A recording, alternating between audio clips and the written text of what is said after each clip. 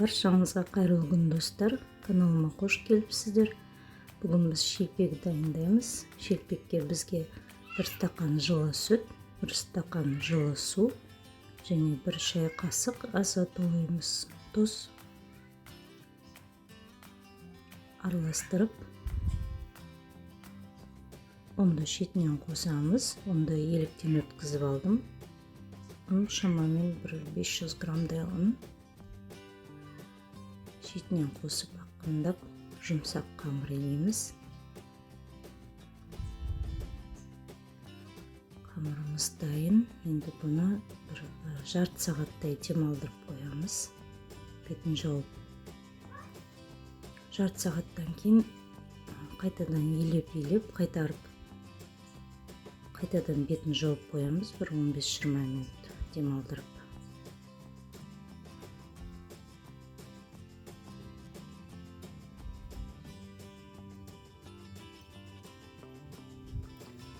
Қамырымыз әбден демалды. Енді 11 бөлікке ма, 7 бөлікке ма, кімдікі қалай шығады, солай бөліп домалақтап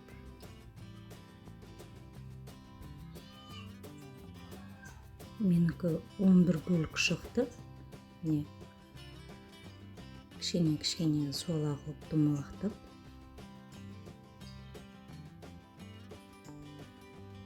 тағы да бір 10-15 минут бетін жауып демалдырып қоямыз.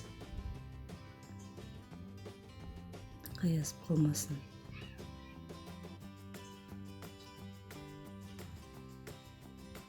15-20 минуттан кейін шетінен алып, жұқалап жаямыз.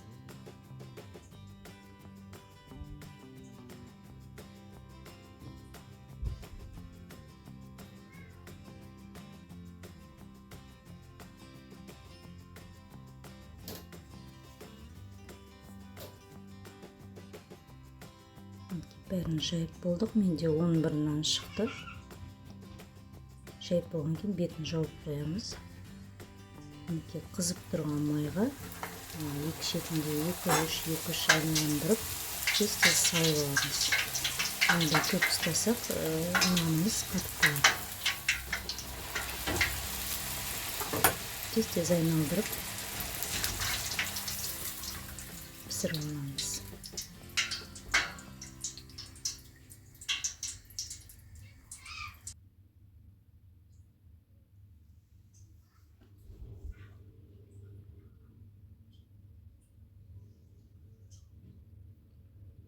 Мінекей достар, нанымыз дайын, жұмсақ, дәмді, әдемі шелпек болып шығады.